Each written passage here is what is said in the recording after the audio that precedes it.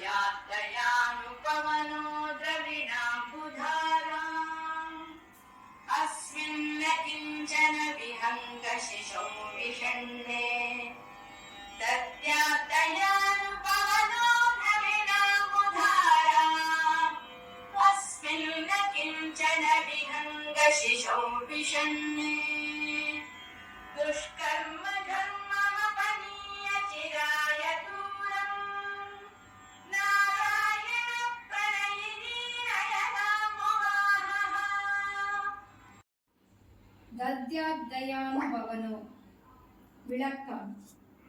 கார்மேகங்கள் மீது குளிர்ந்த காற்று பட்டாலே போதும், அவை உடனே மழையாக பொழியத் தொடங்கும்.